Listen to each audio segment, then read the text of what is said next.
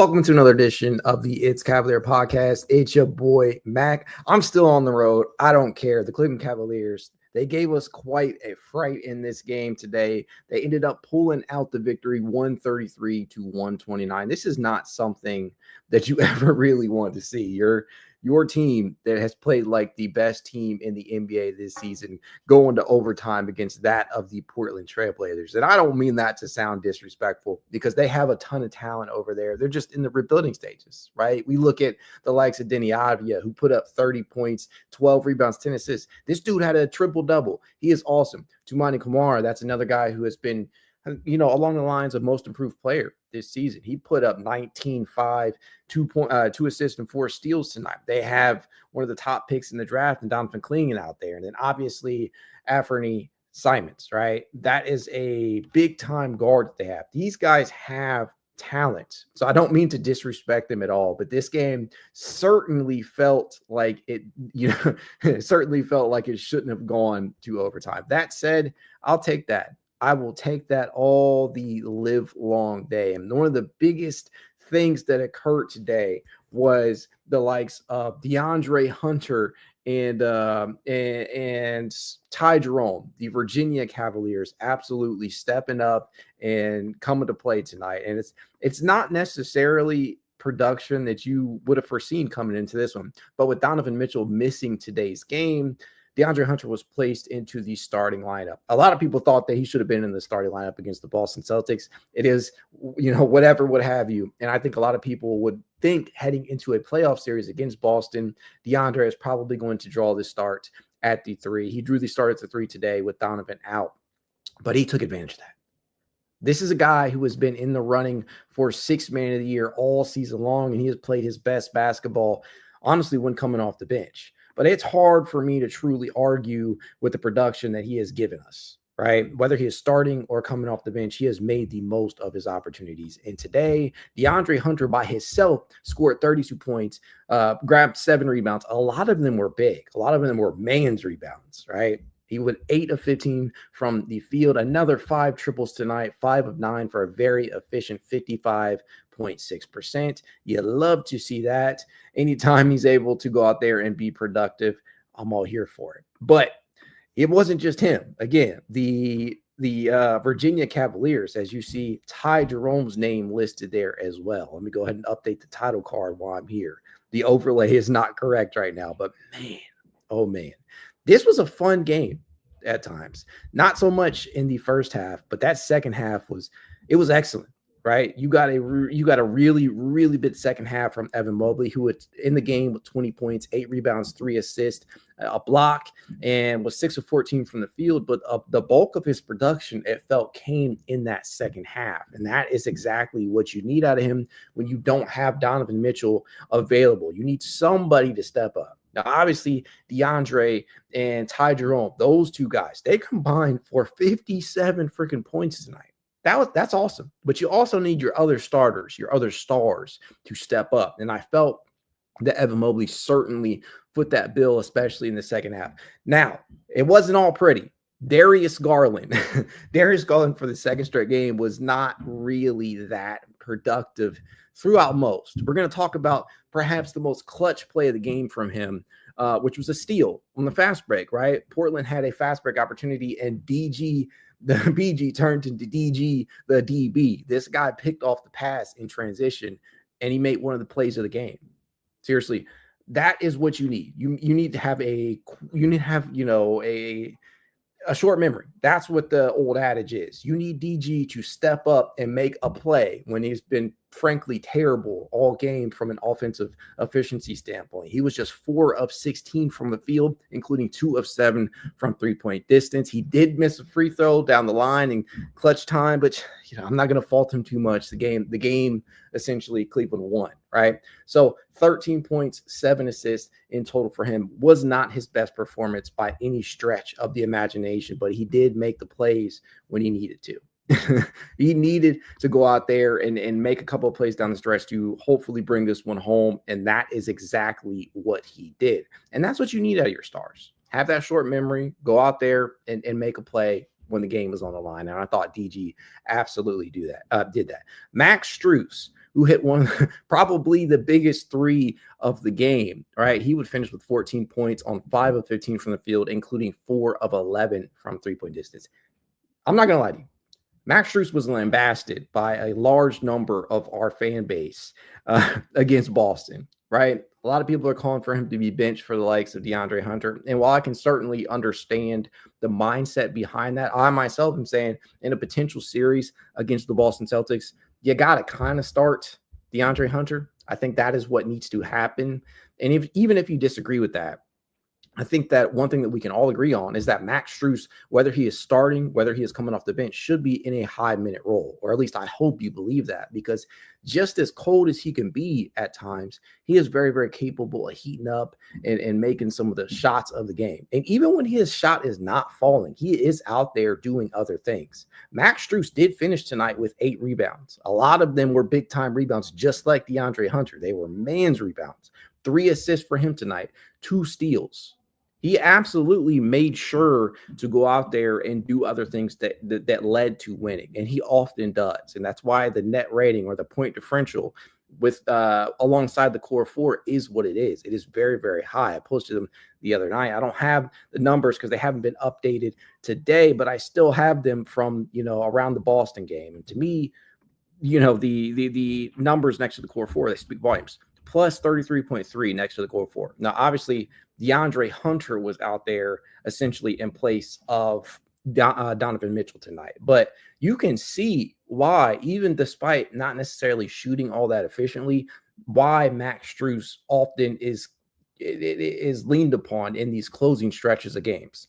Even though he had a rough stretch against Boston, he still made sure, Kenny Atkinson still made sure to have him in that closing lineup against Boston alongside DeAndre Hunter. Tonight, Max was out there in overtime, making one of the biggest buckets of the game alongside Jerome, another guy who's, warranted closing minutes, and DeAndre Hunter. So those three made some of the biggest plays of the game. I know a lot of people feel like this is one of the worst games of the season in terms of refereeing, ref ball, as people call it. And you never want to be the guy to complain about refereeing in any game. But I'm not going to lie to you guys. There were a number of calls tonight, a number of non-calls too, where I'm like, what are you guys doing? It's gotten pretty bad in the NBA. Everybody complains about it. I know that nobody is any different in that regard. We all like to complain about it. And again, it's not necessarily something that you want to lean on as a reason why your team won or lost, but we can't deny that it does have an impact. It does have an impact on the game. D Jackson says this game was blow for blow, to be honest. Yeah, I thought it was. And again, this is what could be considered a trap game. You just came off a compelling a compelling comeback victory over the defending champion Boston Celtics. And your very next game is against the lowly Portland Trailblazers. This certainly qualifies as a trap game. And one thing about Kenny Atkinson is that he has been very, very good in getting his teams ready for trap games. The Cleveland Cavaliers tend to play lights out in games like this. They have not often taken their foot off the pedal. And I thought that at times tonight, it kind of seemed to be trending in that opposite direction. But at the same time, I'm not too upset about it because the Cavaliers ended up winning, right? The inefficiency was apparent. Darius Garland, he, again, finished 4 of 16 from the field. Evan Mobley did not have the cleanest start to this game. Max Strus, again, a number of his big plays came down the stretch of the game in that fourth quarter and in overtime. So it was not the most efficient game at all for Cleveland. They would end up shooting 43.3% from the field, including 41.3% from three-point distance. But man, it was by no means an efficient game. These two teams, if I'm reading this correctly, they finished with a combined 70 free throw attempts, and they completed 61 of those as a whole. Portland finished with 31 of 35, which is 88.6, and Cleveland would finish 30 of 35, which is 85.7. That is a lot of fouls, and that's a lot of calls. Absolutely crazy. Absolutely crazy. I did not have that on my bingo card coming into this game, and I certainly did not think it was going to head to overtime. But this is the NBA, and we all know anybody on any given day can beat you, and that's just it is what it is. So again, credit to the Portland Trailblazers. They do have some young talent over there, and I think as time goes on, they will make their way back into playoff contention. They just got to get a couple of things sorted out, and they need to get some experience. Cleveland, on the other hand, this core has been together for a while, and even without Donovan Mitchell out there, they can surely out talent most teams out there, even without Donovan Mitchell. And that is even more the case when you have DeAndre Hunter going off for 32. You have Jerome coming off your bench looking like the leading candidate for Sixth Man of the Year, finishing with 25. And both of them playing efficient, effective, impactful basketball. Just a great all-around team performance down the stretch. Didn't love everything in this game, but at the end of the day, to be able to pull out a W in a game where, frankly, I was a little antsy there. I was not feeling the best, but knowing that you can turn it on at the drop of a hat, just like they did against Boston, that's enough for me. That is enough for me. I absolutely loved seeing a number of things tonight. Evan Mobley in his maturation process from an offensive standpoint, continuing to put the ball on the floor and attack guys off the dribble, getting out in transition. Jerome acting like a freaking menace in transition in regards to defense and being an absolute pickpocket out there and playing the passing lanes like a demon. I mean, this guy, he is in the 93rd. He entered tonight in the 93rd percentile in passing lane defense. He is not necessarily the best one-on-one defender or isolation defender, but at the end of the day, his ability to pick off passes, his ability to swipe the ball away from you and generate and generate extra fast break opportunities for your team on the other end, that's big time. That's a big deal. But man, I'm stoked. You absolutely kicked the door in on a Orlando Magic team that many people think is still pretty good. You come back and complete a victory over the Boston Celtics, and then you got one out over against a Portland Trailblazers team that many people seem to overlook. But this just feels like a special team. This just feels like something special is occurring this year. If I'm not mistaken, the Cleveland Cavaliers are now 50-10. Through 60 games to have won 50, it feels special, man.